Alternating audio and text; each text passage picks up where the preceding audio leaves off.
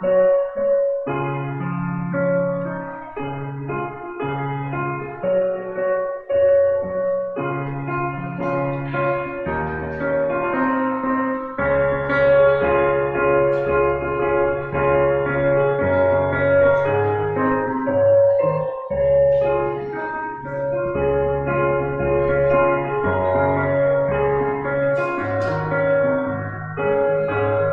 afternoon to everyone. Welcome to Baptist Bible Church. Welcome to our afternoon service. Are you happy to be in the house of God this afternoon? Say amen.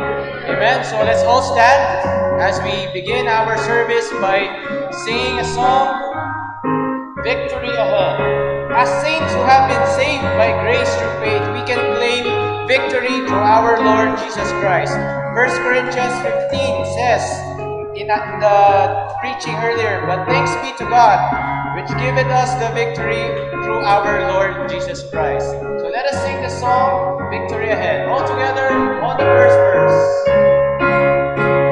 Ready, sing. When the hosts of Israel and my God round the walls of Jericho softly trod, trusting in the Lord, they felt the comforts fed. By faith they saw the victory ahead, victory ahead, victory ahead. Through the blood of Jesus, victory ahead. Trusting in the Lord, I hear the comforts fed. By faith I saw the victory ahead. David with a shepherd singing like songs, met the giant on the field all alone. Trusted in the Lord, he knew what God had said. By faith he saw the victory ahead, victory ahead, victory ahead. Through the blood of Jesus, victory ahead. Trusted in the Lord, I hear the comforts fed. By faith I see the victory ahead. When like those who gone before to that land, I shall stand. Trusting in the Lord, I will not fear or dread. By faith I see the victory ahead, victory ahead, victory ahead. Through the blood of Jesus, victory ahead. Trusting in the Lord, I hear the comforts fed. By faith I see the victory ahead. For our opening prayer, may I call Brother Anthony Mensa to lead us.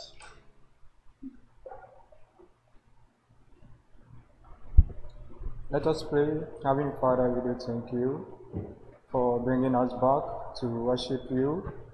We approach your throne with humbleness, and we come here with a mind of honoring you and to praise your name. Father, help us as we have here. We have come here. Teach us your word. The one who will preach to us, Father, open his mind. Let him preach your word according to your purpose. And let us not be the hearing sake, but let us do the will of your word. Father, help us in this in the name of Jesus Christ. Amen. You may be seated as we listen to the choir.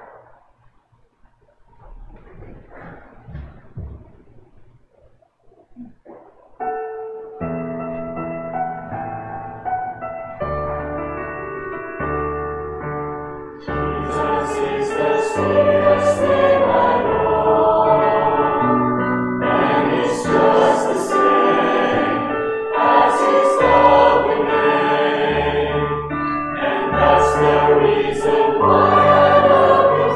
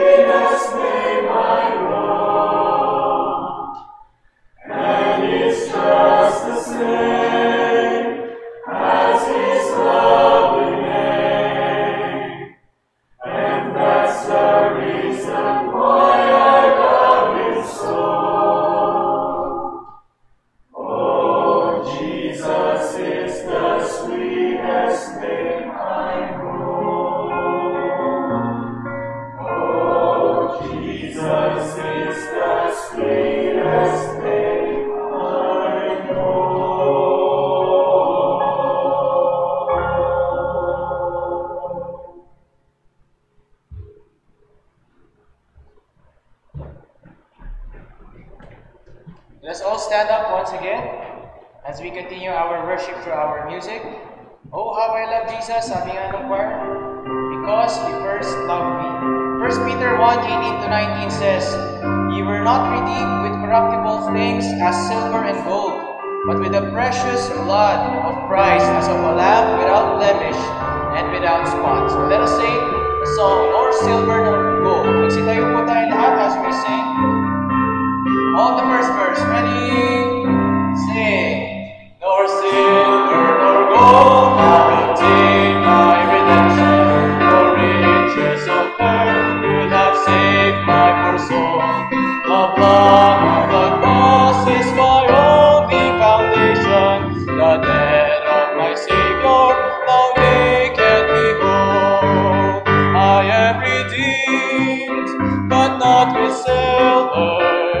I am bought, but not with gold, but with a price, the blood of Jesus, precious price of love untold. Nor silver nor gold have obtained my redemption, the guilt on my conscience too heavy and broad. The blood of the cross is my only foundation, the death of my Savior I only can own. I am redeemed, but not with silver.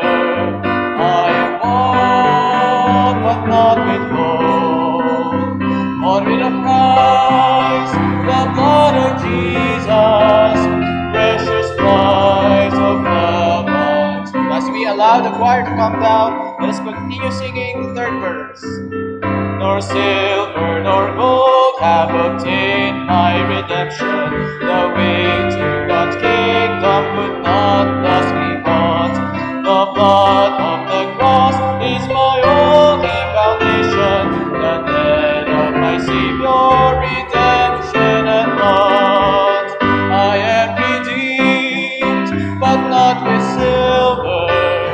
I am bought, but not with gold, but with a price, the blood of Jesus, precious price of love untold. Sino pa sa inyo ang first time na awitin itong kanta na to? Taas po ang kamay. So meron po ilan na first time, yung iba, familiar na po. So awitin po ulit natin para maging familiar tayo. Yung chorus. I am redeemed, but not with silver. Ready, sing. I am redeemed, but not with silver. I am bought, but not with gold, but with a price, the blood of Jesus, precious price of love untold. seated for our announcements. Gaganon pa rin po kung andito po kayo kanina umaga, ang ating announcements is patuloy po nating pagdasal ng ating pastor. Are you blessed that you are continually seeing our pastor every Sunday? Amen. Kasi nakaka-encourage po na makita ang ating pastor na kasama natin, na sumasamba sa Panginoon. At patuloy po natin siyang ipag-pray yung kanyang kalusugan at yung wisdom also sa kanyang pag-lead ng church.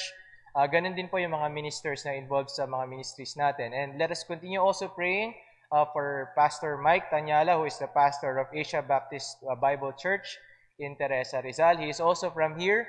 And despite his health condition, he is continually teaching in our Bible College sa ABBC po. So patuloy po natin pag-pray na God will supply their needs and also encouragement for their family. And let us also continue giving to our faith promise offering. So, kung titignan po natin yung ating chart, meron po tayong goal 70,000 per week na sinisend natin at nire-raise natin para sa ating mga missionaries na sinusuportahan. Hindi lang po yung mga missionaries na galing sa church natin, pati po yung mga missionaries na dumadalaw sa atin at nag-deputize at sinusuportahan po natin sila.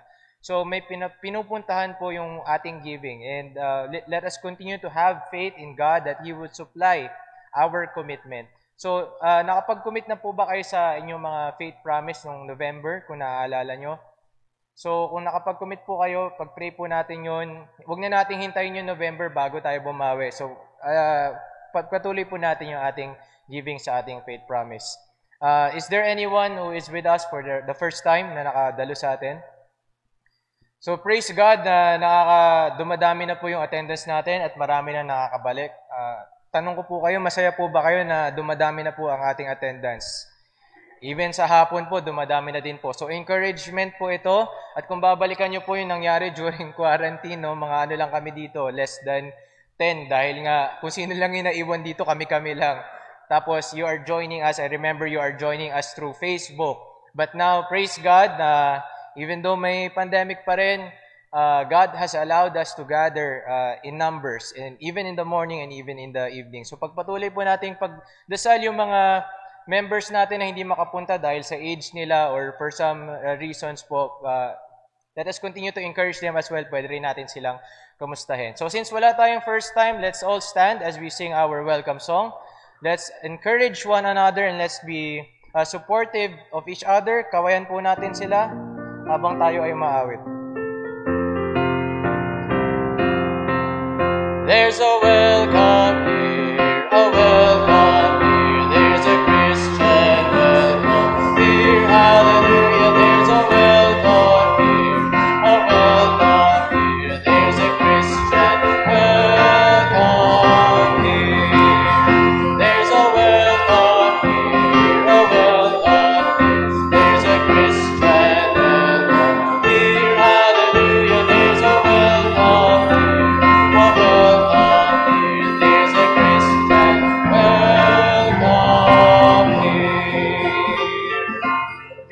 Standing as we prepare for our offering prayer, may I call Brother Engelbert to lead us.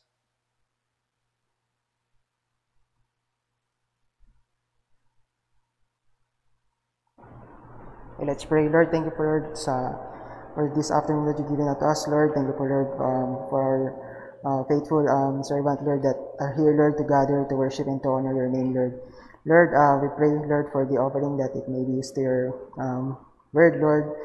And Lord, bless this offering, Lord, and bless the give and the giver, Lord. And for those who cannot give, Lord, I pray, Lord, that they can give next time, Lord. Lord, bless us this afternoon, Lord. Prepare our hearts and minds, Lord, for the message, Lord. All these things we pray in the mighty name of Jesus. Amen. You may be seated as we listen to a special number.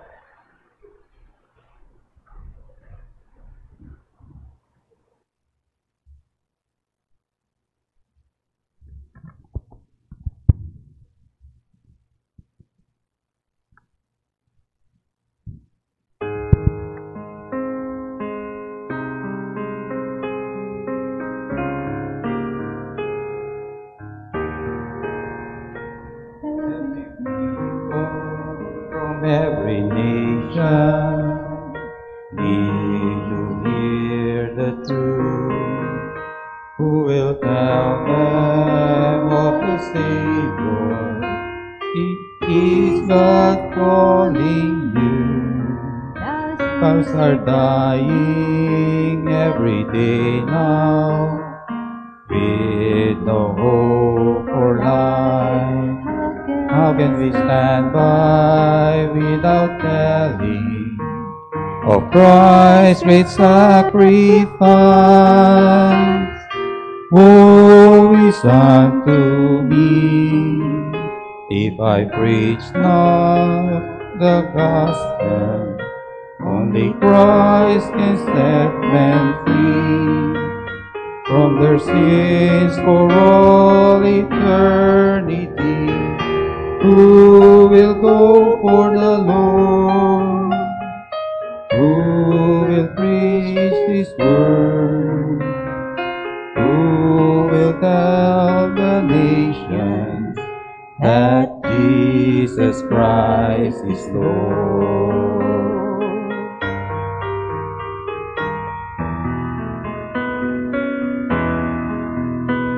We have family, we have neighbors who do not know Christ.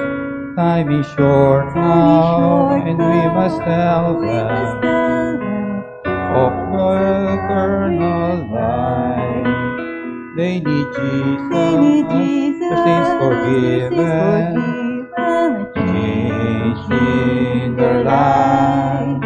For without Him they are dying, with no hope inside. Woe is unto me if I preach not the gospel. Only Christ can set men free from their sins for all eternity. We must go for the Lord. We must preach His word. We must tell the nations that Jesus Christ is Lord.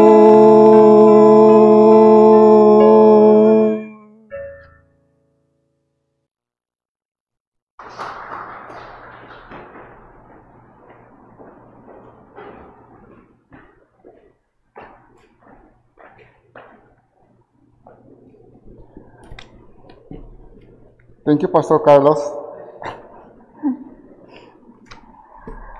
Pag sinabing one to me, if I preach not the gospel, then it necessarily follows that maybe God has a calling in his life. Now, who knows?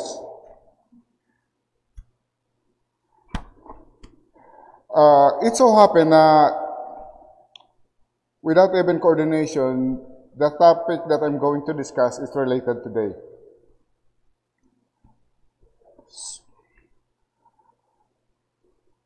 Now let me ask you this question. If you are about to die, what would you advise to those whom you would leave behind? Will it be the things that are trivial, such as, saan tayo pupunta mamaya after ng church? Anong ulam natin? Saan kaya magandang hangout? Would that be the things that you are going to discuss? Or those things that have eternal significance? In the passage that we are going to read tonight is the portion from Paul's last letter to Timothy. I don't know if this is going to be Paul's last letter of all his epistle. The apostle knows that his time of death is near. It's on the horizon. With little time left, he penned this letter to encourage the young preacher who had faced intimidation from the learned, proud, false teachers at Ephesus. They despised him for his young age, thereby questioning his fitness for the ministry. This is why at the beginning of the 4th chapter, he had given him a charge to boldly proclaim the word, even though when men are departing from the faith. It is because his ultimate evaluator is none other than Christ himself. We too face a lot of difficulties, indifference, opposition in the ministry, whether you are a preacher or a member. Should we give in to all of these challenges just to please the people around us? If we do, we will be unfaithful to our Lord, to whom we are going to answer to. One day, all of our whole lives, including the things that we have done, including the things which we have thought, see, and all aspects of our lives will be evaluated by God. And so also our ministry. What is our motive for the ministry? What is the manner by which we have performed our duties? And whom are we placing in the ministry? It will come under God's scrutinizing grace. Nothing will escape His examination. The seriousness of our charge must motivate us to conduct our lives as if we are in His presence. In Latin, you call that coram Deo, in the presence of God. The main thing that I will be sharing with you tonight is this. Because we will appear at Christ's coming at His judgment seat, we must faithfully declare God's word. Shall we all stand up as we open our Bibles to the book of 2 Timothy, chapter 4, verses 1 to 4. I will be referring to the previous part of this epistle, but let's read this for now, and follow me with your eyes as I read this passage. 2 Timothy chapter 4, verses 1 to 4. I charge thee, therefore, before God and the Lord Jesus Christ, who shall judge the quick or the living and the dead at His appearing and His kingdom. Preach the word. Be instant in season, out of season, reprove, rebuke, exhort with all long-suffering and doctrine. For the time will come when they will not endure sound doctrine, but after their own lust shall they heap to themselves teachers, having itching ears.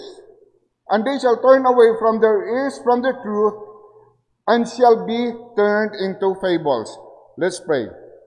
Heavenly Father, we thank you for this opportunity to proclaim your truth, so that we would be able to motivate the people, the seriousness of the ministry, not only of preaching, but the way that each of us are handling ministries, and each of us, sa category kayo ng youth. So, with this, with having this in mind, ang tingin nila kay Timothy, ganito. Sino ka ba, Timothy? Papunta ka pa lang doon, kami pabalik na. Now, that by itself is a very problematic. Bakit ka pa bumalik? Ano ba yan? Papunta ka na sa second childhood.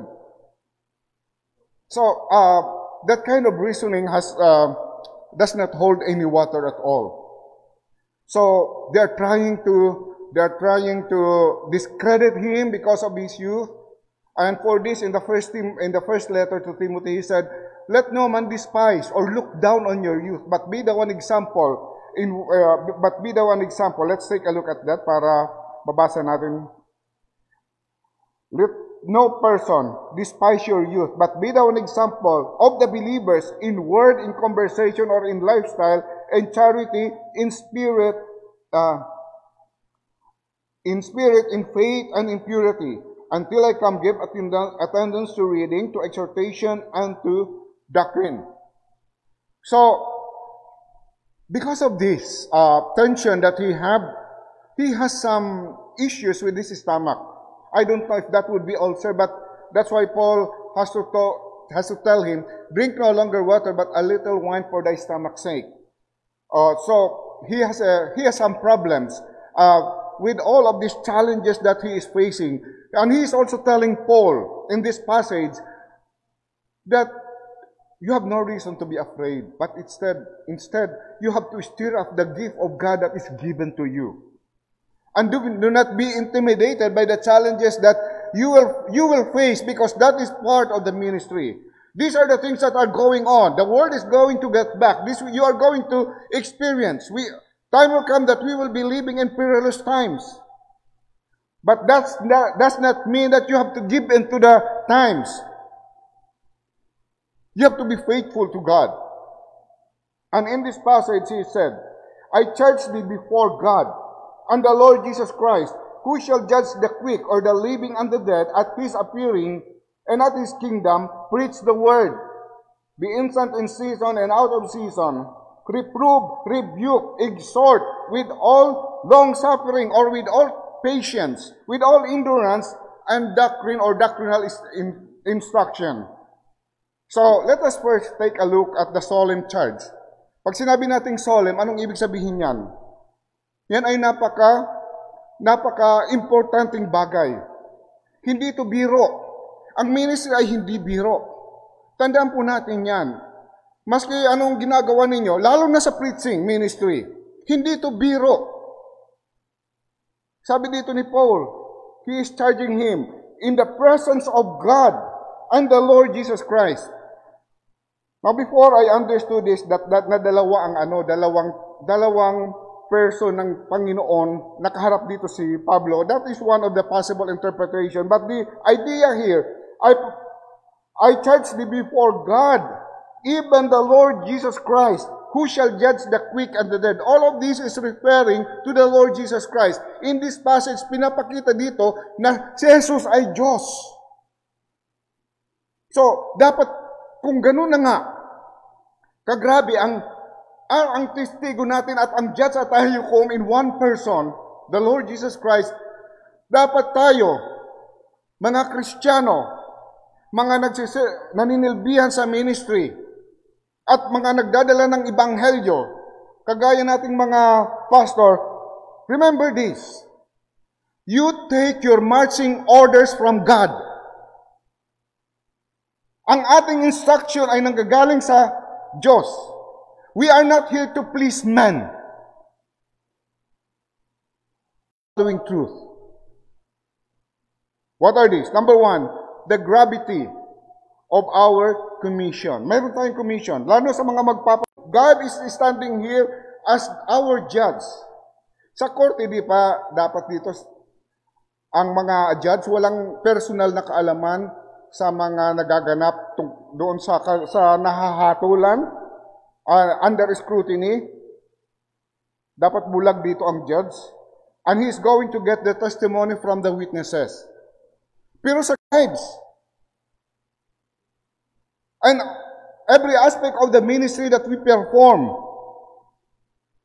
having this in mind, habang tayo nagmi-ministeryo, dapat ang ating paggawa ng ating ministeryo in view of the judgment of God. And this is going to be at the Bema seat of Christ.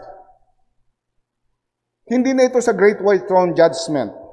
At hindi rin ito sa tinatawag na judgment of nations. Ito ay mga bawat believers ay haharap dito sa judgment seat of Christ. Hindi para kondanahin papunta dun sa impyerno, kasi nasettle na niyo nang tinanggap natin si Jesus bilang tagapagligtas. The moment that we have received Jesus Christ as our Savior, our sins were judged on Him. Naipatong sa atin yung kanyang katuwiran. Salamat sa Panginoon. Because the moment that I would take a look at my life, I could see still some sins, remaining sin here in my life, and the way that sometimes I perform my ministry, I ask myself, Lord, how can I ever be saved? Paano, Panginoon, mo ako ililigtas na mayroon pa akong natitira ditong kasalanan? The moment that you are growing in the Lord, the moment, it is also the time that you would see the gravity of your sin before God. But when the moment that you look at what Jesus Christ has done on your behalf, you would say to yourself, how can I ever be lost? Paano ako mawawala? Kaya, that's why we have to remind ourselves of the gospel every day, the gospel that we preach to the people who are lost and to ourselves who are already saved. We have to remind ourselves of the gospel every day kasi kung minsan nakakalimutan natin. So, dito sa judgment seat of Christ, our works will be judged. Hindi na tayo. Our works will be judged for evaluation, not as persons unto condemnation. Na hindi. I-evaluate ang bawat gawain natin. Sabi dito, I charge thee, therefore, God and even the Lord Jesus Christ, who shall judge the living and the dead at his appearing and in his kingdom. Now, I could digress on and talk about all of these things, but all of this is telling us that the way that we would live our lives is this. Hindi lamang para sa here and now, kundi sa future. Sa darating ditong paghukom ng Panginoon at sa darating na kanyang kingdom. One of the temptations that we are going to face today is this. Ang ating mentality ay parang survival lang dito sa ngayon sa pandemic, di ba? Parang dito lang tayo naka-focus ng tingin. Napakaganda ng preaching kanina ni Brother Jay. Na pinakita natin na i-focus natin ang ating isipan sa resurrection at sa kanyang pagbabalik. Hindi lamang sa here and now. And by the way, this is doctrine. It is only this teaching, ang mga ganitong katotohanan, ang makakapagbigay sa atin ng courage and stability. Our pep talk, psychological talk, ay hindi yan makakasurvive. Kaya tandaan po natin, importante yan. He knows every aspect of our being and our ministry. That is the gravity of our mission. Tandaan mo yan, Timothy. You are now at the presence of God. I am charging you. I am giving you a charge in the presence of God. Sabi dit, and then the next thing is the greatness of our accountability. Ang kadakilaan ng ating pananagutan sa Panginoon. It is because we will face Him at the judgment seat. Our works will be evaluated whether it be good or it be evil. The idea dito ng evil is not yung parang sin, but whether it is good or whether it is worthless. Ang ating gawa ay i-examine ng Panginoon whether they are of gold, silver, precious stones, or wood, hay, and stubble. Pag yan ay dumaan sa pagsusuri ng Diyos, sa kanyang pagsubok sa mga gawain, ang mga wood, hay, and stubble quality ay matutupok sa kanyang harapan. So, the solemnity of this charge. And then the next thing is this, the seriousness of our duty. Anong sabi doon? Preach the word. Be instant in season, out of season. Reprove, rebuke, with all long-suffering and doctrine or doctrinal instruction. So, there are three aspects in the seriousness of our duty. Unang-una sabi dito, preach the word faithfully. The word preach is a very rich word. It comes from the Greek word kerux, which means of a herald.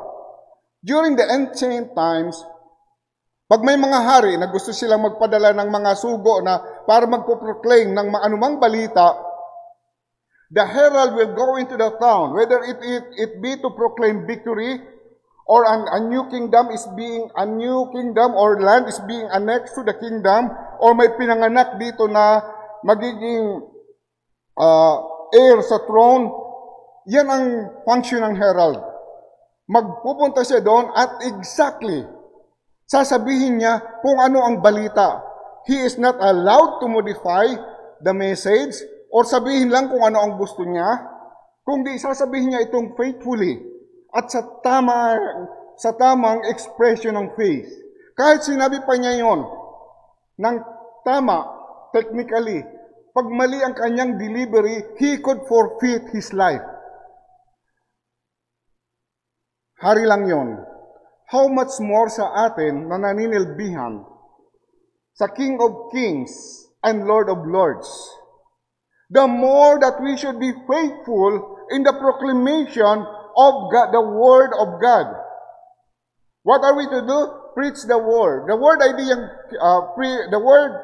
idea of the word preach means to boldly proclaim, to herald with confidence. Kailangan ito ni Timothy at that time because Timothy is facing intimidation at natatakot siya, nawawalan siya ng courage. Kinakailangan niya ng encouragement na ganito, do it urgently. Do it boldly. Preach the word. So, ang ating ipag-preach ay walang iba kundi ang salita ng Diyos. Buksan po natin ang ating Bible sa 2 Timothy chapter 3, verse 14 to 17.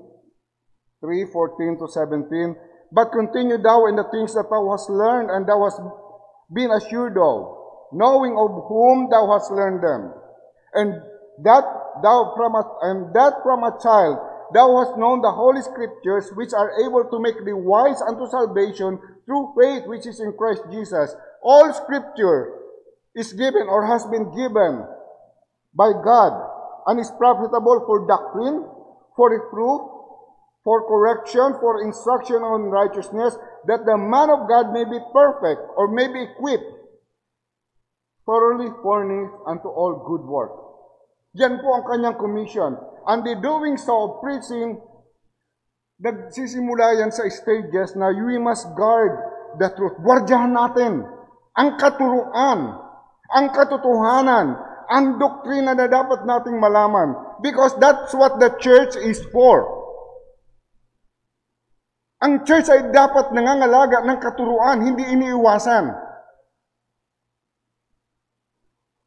2 Timothy chapter 1 verse 13.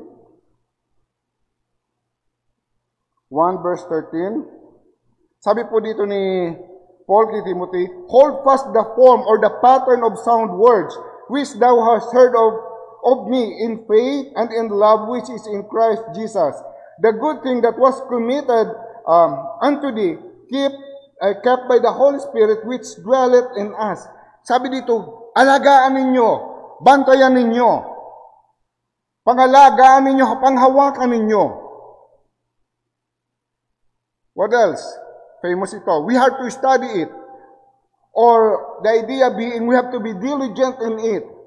Study to show thyself approved unto God, a workman that needeth not to be ashamed, rightly dividing the word of truth. So the church should hold on to, that means dapat ituro sa bawat mga member, dapat malaman ng bawat member. Pangalawa, pagsikapan natin na ito po ay may pamuhay natin at maging equipped tayo dito. And then, sabi dito, preach the word. Be instant in season and out of season. So what are we to preach? The word. Ang ibig sabihin dito na wala tayong ibang i-preach. We preach none other than the Word, and we preach Jesus Christ. Siya ang ating hina-highlight. If you would open your television, you would find a lot of things, a lot of preachers preaching about so many things other than the Scriptures. Many of them preach about themselves. Magmula sa umpisa hanggang sa katapusan, they preach about themselves. Ang tawag namin doon is, narcissism. Alam niyo yung narcissism, di ba? Narcissism. And gesis, yung explanation. The explanation of the text is about themselves. There's a lot of things that are going on like that. But the Bible tells us, preach the word. That means that we have to study. For you preachers, I am glad that many of you are handling the Word of God rightly. You must study it. You must interpret it correctly. And then you must apply it to the people. Ito yung mga implication ng ating pinag-aaralan. That's what preaching is. Sabi po nga dito linagay ko sa messenger yung sinabi ni Tabithy Anyabile, preaching is God's speaking in the power of His Spirit about His Son from His Word through a man. So, preaching is God is speaking in the power of His Spirit about His Son from His Word, the Bible, through a man. It must it must be about the Scriptures. Hindi yung pili-pili lang natin na gusto nating ipag-preach. In Acts chapter 20, Acts chapter 20, buksan po natin ito. Acts chapter 20. Basahin natin muna sa verse 27. or even earlier. 27. Acts chapter 20. Sabi dito ni Paul sa 26, Therefore, I take you to record this day that I am pure from the blood of all men, for I have not shunned to declare unto you all the counsel of God. Take heed therefore to yourselves and to the flock, over which the Holy Ghost has made you overseer, to feed the church of God, which He has purchased with His own blood. Ganun po kaseryoso. Sabi ni Apostle Pablo, hindi ako nangimi na ipangaral ko sa inyo ang buong katotohanan ng Scriptures. And that should also be what the church says. Ang buong Scriptures. At dito tayo kukuha kung ano ang pipipreach. Dito tayo kukuha ng cues. We do not get our cues from culture. Kasi kung halimbawa, ganito natin, kung anong mga events sa mundo, yan din ang susundan natin, what do you think what's going to happen? It may be effective for a while, but hindi natin ma-fulfill ang pag-preach ng whole counsel of God. May mga pangyari sa kapaligiran natin na pwede maka-highlight ng gospel. For example, sa Christmas, during Christmas season, it is imperative that we would preach about Jesus Christ, right? Sa pagdating naman dito ng Holy Week, maganda ipag-preach natin about sa kanyang death, burial, and resurrection. Kasi to give a chance for people to think about the things from the Scripture. Also, I do not find wrong doing about Friend Day, Mother's Day, Father's Day, of which that would be a point of contact for parents, that they would get to know the Lord Jesus Christ, and even for grandparents. But kung halimbawa ganito na lang, lahat na lang na nagaganap sa kultura, yan ang gagawin natin. For example, January, whole month of January, pag-usapan natin dito yung New Year resolution. Fine, for one Sunday. Pero what about the rest of the whole counsel of God? Pagdating ng February, okay, Valentine, everybody dapat dito dalhin nilang kanilang forever para makarinig sila ng gospel. Parang ano na ata yan eh. Or maghanap ng forever ninyo. Or kung ano-anong mga tema na mako-compromise natin, dito ang ating mandate sa pagpipreach. Ngayong March, itong gagawin natin. Sa March 14, tamang-tama, sa March 14, alam nyo ba ang March 14? March 3. Sa March 14, 3.14.16, yan ang Pie Sunday natin. So every member magdala dito ng cake na may parang nahugis na pabilog, tapos nakasulat yun ng 3.14.16, tapos yung value ng pie. So gagawin natin itong Pie Sunday. So tingnan natin kung sino ang mananalo. Ang mananalo dito sa Pie Sunday natin may premyo, pie.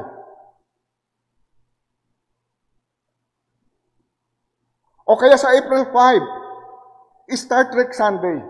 Kasi sa April 5, yan daw naganap, April 5, 2063, naganap daw yung first warp drive. So, April 5, itong gagawin natin. Everybody dress up like Klingons. Ano pa? Yung mga officer ng Starship Enterprise. At mananalo dito yung may pinaka-best costume. Now, you might be laughing. Kasi wala yun sa isip natin, But there are churches that are doing that. At we do not want to fall into that slippery slope na doon mapunta ang church if we are not grounded in the truth from God's Word. Hindi na natin alam kung ano ang gagawin natin kung hindi natin alam ang tamang doktrina kasi we will be doing everything that is right in their own eyes. Everybody's doing what is right in our own eyes. Kasi hindi tayo grounded by the Scriptures. Sa June 5, Environment Day. So everybody would dress up like trees, fish, or Mother Nature. Or July 2, World UFO Day. Everybody dress up like alien, Oswald Gray, or Roswell Green. You see where this is leading? Or on August 23, sa ating National Heroes Day, everybody dress up like superheroes. I'm Batman. Now, I am telling this kasi napaka-extreme ng aking example. But this is how many churches have already gone to. This is what you would call pragmatism. Or on November 2, ito talaga sa November 1, zombie run. Magkakaroon ng zombie run sa church? What a diabolical idea is that? But this is happening. Pwede pa nyo may Google, but right now, wag nyo nang gawin muna.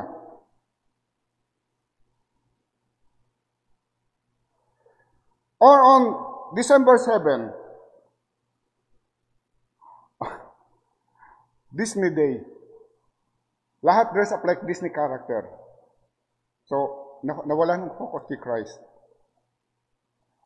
Remember this, we are taking our cues from the Scripture. While those things may be good for your birthdays, but not at church.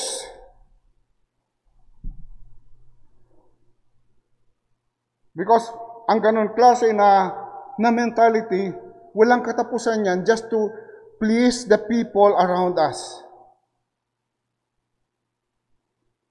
The Word of God is where we are taking our cues from.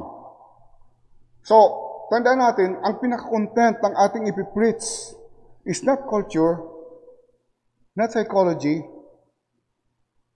but the Word of God. I'm saying this kasi may mga ministry philosophy na nakabase sa meeting felt needs rather meeting that what they really need. So saan nakabase ang ngayon ang kanilang mentality sa pagdi-deal ng pagtuturo sa pulpit? More like nakabase sila kay Abraham Maslow kaysa sa scripture. When you deal with things like that, it will not help people. For example, here is a person. He has a struggle with stealing. So, what psychologist does is parang papangalanan niya ng parang isang disease niya, instead of really pointing out that it is sin. So there was this person who told somebody, you know what? I visited my psychiatrist and he has cured me of my kleptomania. Tapos sabi naman ng sinabihan niya, okay, that's great. What are you taking? Okay, so, hindi niyo ako ha? Okay, so, when we begin dealing this in the scriptural basis, naming it as sin, then it is a problem. It is a solution to that problem. Pero pag i-deal natin yun na parang disease, then there is no cure kasi biktima ka lamang ng iyong sakit. When the scripture is our authority, there is hope. You are offering hope to people. What else? We are also to reprove and rebuke fearlessly. Reprove and rebuke. The idea is related, but the idea is to point out our sin, to show and bring it to light, so that the person would be led to repentance and to life change. Yan lamang po ang makakapagtulong sa makasalanan. So it is not enough na sabihin natin dito sa isang taong nagkasala. If for example, a person is struggling with porn, it's bad. It's idolatry in the sight of God. But you would teach him the doctrine of life change. How does life change occur in the hearts of the people? You have to tell him about what Jesus Christ has done on the cross on our behalf and how He provides the power for us to overcome sin over time. Di ba na mas nakakatulong yan? Kaysa sa dadaanin natin yan sa guilt tripping all the time. You must point out the solution, and the solution can only be found in the gospel. Wala nang iba. We have to rebuke fearlessly. We have to point out not only wrong behavior, but also wrong thinking and wrong beliefs. Itong sinabi ni Paul kay Titus, another pastoral epistle. Open our Bibles, please, to the book of Titus, chapter 1, verses 10 to 13.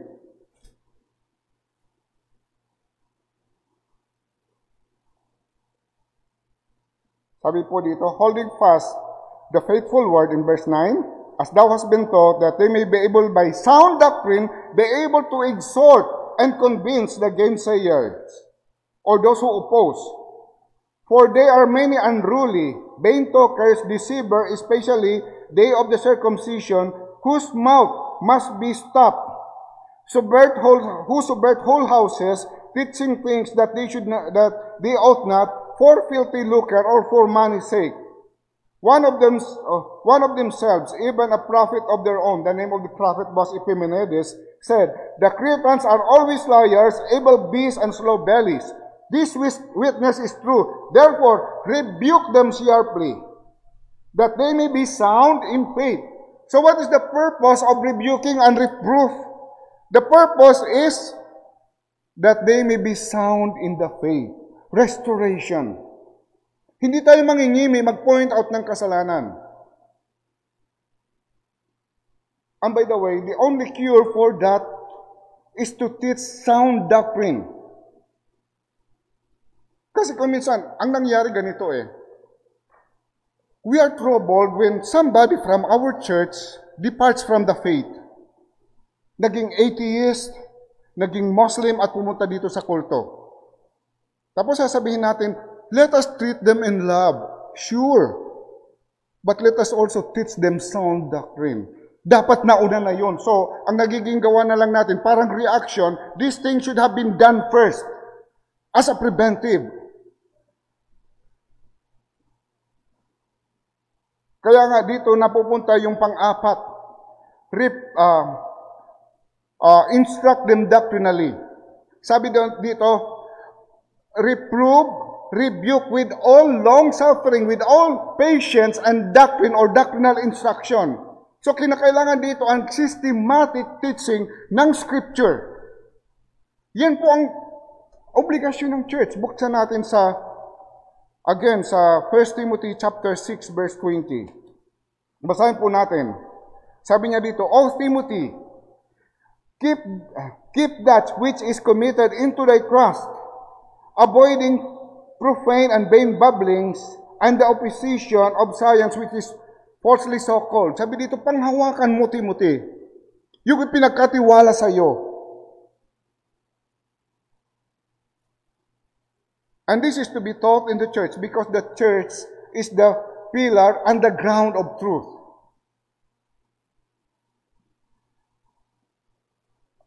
So, this is going to prevent us from apostasy.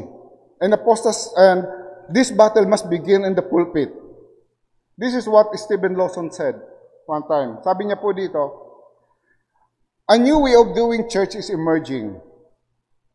In this radical paradigm shift, exposition is being replaced with entertainment. Preaching is with performances, doctrine with drama, theology with theatrics. The pulpit, once the focal point of the church, is now being overshadowed by a variety of church growth techniques, everything from trendy worship styles to glitzy presentation like bodybuild-like pageantries. In seeking to capture the upper hand in the church growth, a new wave of pastor is reinventing church and repackaging the gospel into a product that is to be sold to customers. Wow. This is happening right before our eyes. The repackaging of the gospel. Can you just imagine that one night, ang ating service will be patterned like, America's Got Talent or BBC Got Talent. So magkakaroon tayo dito, magpapakitaan ng ating talent. Now, question is, will it please God? Hindi, di ba? Alam niyo, pag grounded kayo sa katuruan ng Scripture, instinctively you know that such things are wrong.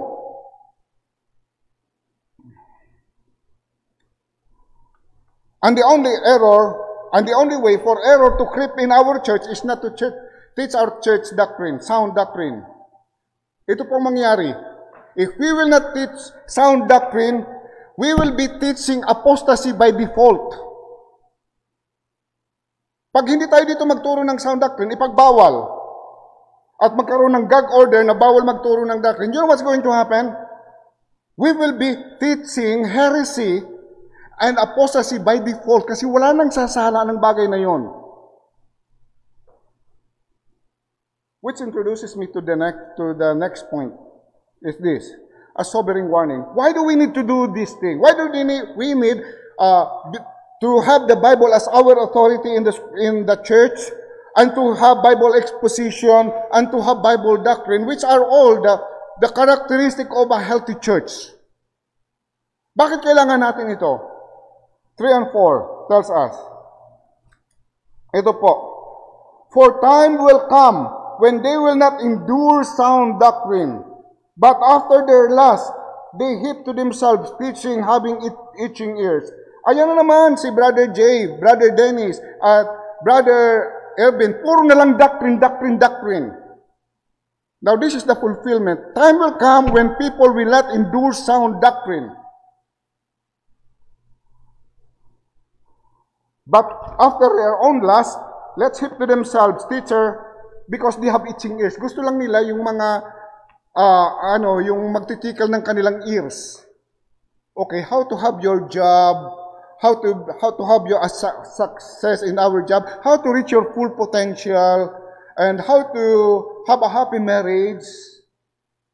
Now, those things are fine. But we must not neglect the gospel. Kasi kung yun lang, kaya naman yun ng mga nagtuturo dito ng nagtuturo kung paano tayo magiging successful sa ating job.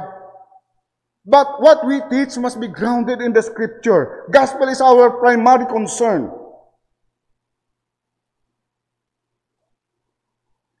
What are the dangers that we must prepare ourselves for? Ito ang paghandaan. There will be people who will not endure healthy doctrines. They will question its validity to be taught in the church. They will question its importance.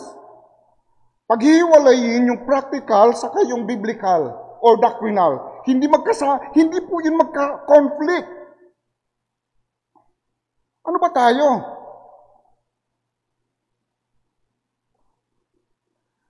What else?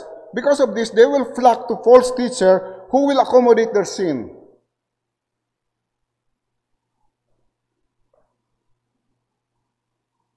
We have to prepare this na may mga tao na aalis dito sa church, maghahanap ng church na mag-aayon sa kanilang buhay.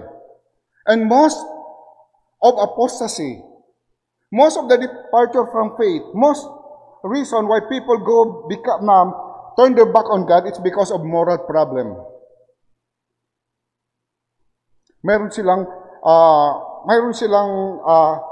kasalanan na hindi nila kayang maiwanan. Kaya they reject all Christianity altogether. They will seek teachers, pastor, who will accommodate their sin. So, doon na lang ako pupunta doon sa LGBT church kasi pwede yan sa lifestyle ko.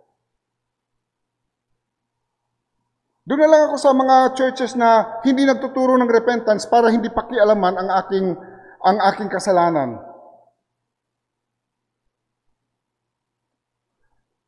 What else? This is sad. Verse 4. They will choose error for truth. And they shall turn away from their ears, from the truth, and they shall be turned to fables, or mythos, or myth, o mga things na untrue. Now this is serious. Kasi may mga iba-ibang mga gospel na nagsisipaglabasan ngayon. Yung green gospel. Alam niyo ba yon? Environmental gospel. Kaya na-mention ko yan kanina kasi mayroon meron sometimes false teaching na associated doon. Sabi ng mga nagtuturo ng Green Gospel, let us remove our doctrinal distinctiveness. Kung di, kalimutan na natin ang doctrine, pag-usapan natin kung paano maipe-preserve yung environment. So, ang kanilang gospel ay ganito. Repent, which is ang maling paggamit ng nature. Repent, reuse, recycle. So, recycling ang kanilang pinaka-focus just to save Mother Earth. They will choose truth over error. Now, sa mga tao, sa mga millennials, isipin nila, nga, ang ganda nun.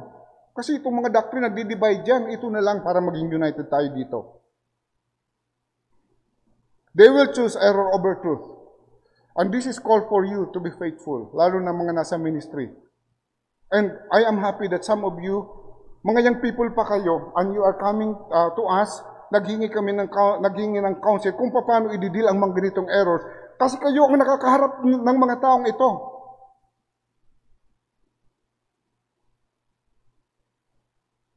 So, and I appreciate your stand for the gospel na you seek to grow. Kaya nga, pag napapakinggan ko kayo ng tuturo, whether sa mga Bible studies at sa pagtuturo niyo sa mga bata, natutuwa ako kasi sound doctrine ang tinuturo ninyo, mga bata pa lang kayo. So, in application, how should we respond to these truths? For us who are in the ministry, preachers, ministers, and actually everyone. Because we will face Jesus at His coming, we must faithfully preach or declare God's Word. Wala po itong watering down. Remember this, a watered down gospel will drown sinners to damnation. Pag winater down natin yung gospel, it will drown sinners in their perdition. Hindi natin pwedeng i-compromise yun. We must preach the word faithfully. For those who are listeners, pero kasama rin kami doon.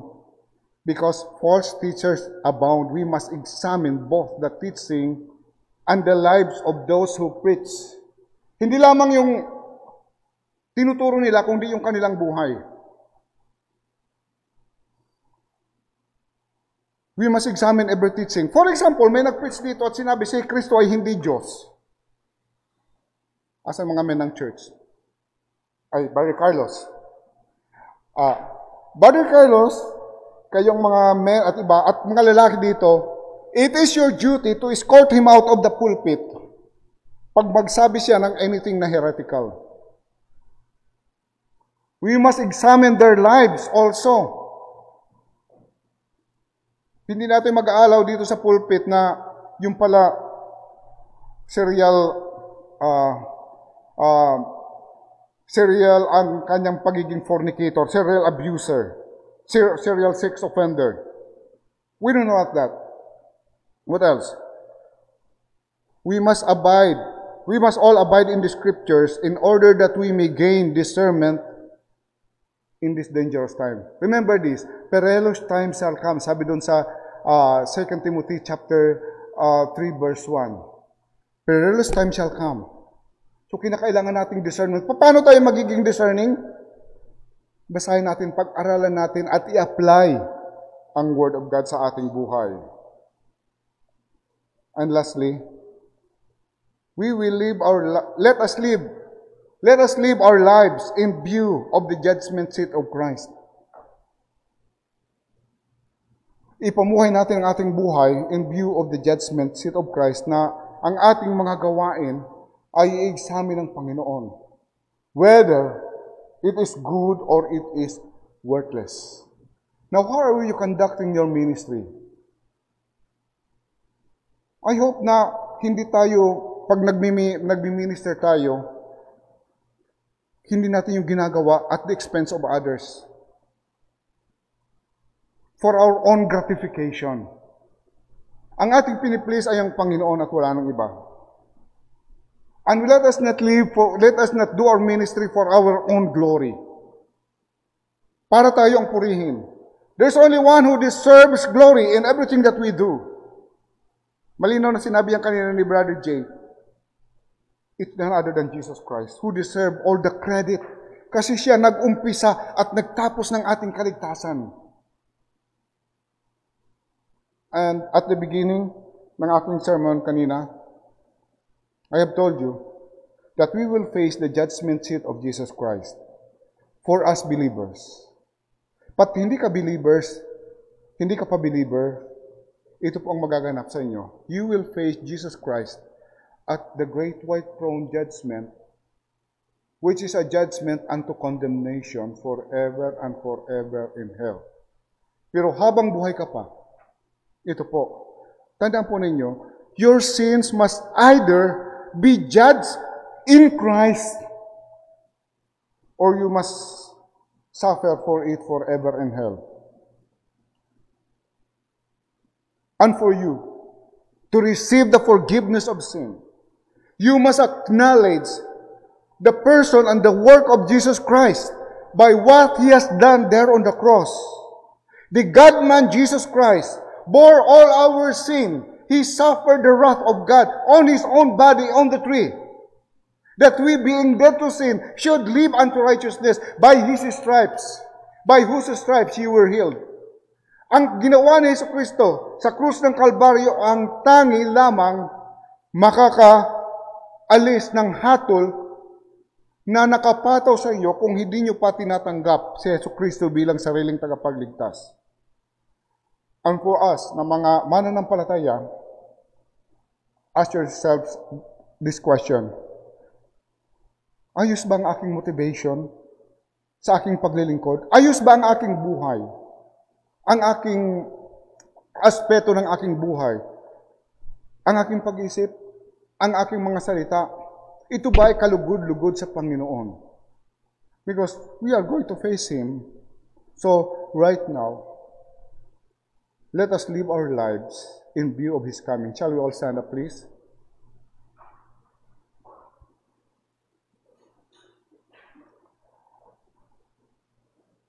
So, ano man ang iyong spiritual condition, let us be obedient to God of whatever things He asks us to do. To have our lives be under His scrutinizing gaze. Nasasabihin natin kung may mga bagay na wala pa, na nandiyan pa, na hindi dararapat nandiyan, na pagsisihan natin ito. At ilagay sa altar. At ihingi ng kapatawaran sa Panginoon. Is there one like that who would say,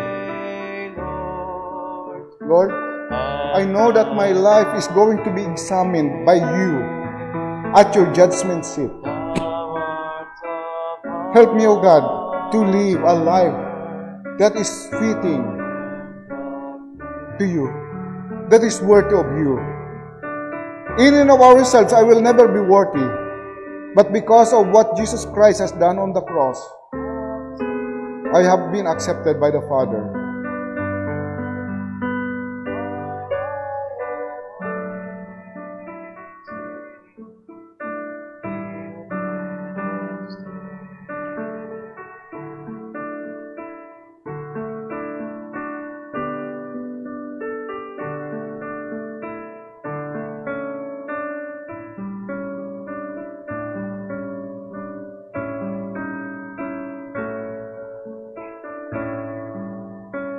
For you that are watching online, I urge you to receive Jesus Christ as your Savior. He's on your only hope, and there is none else.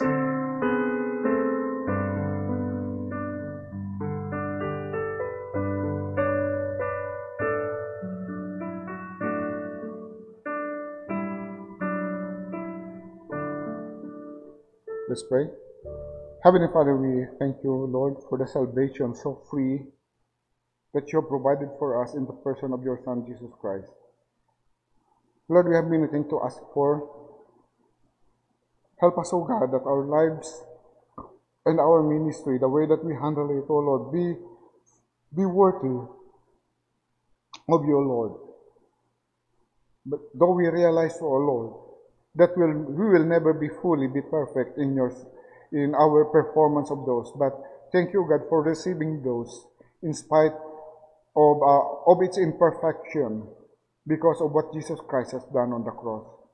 Help us, O Lord, to live our lives that we would be that we will be able to bring glory to your name in the light of the judgment seat that we will be facing. Help us, O Lord, for us preachers to be faithful to you in the words that we are going to preach in the pulpit and in the way that we would conduct our lives and the way that we would do our ministry, not only for pastors but also for everyone who are here.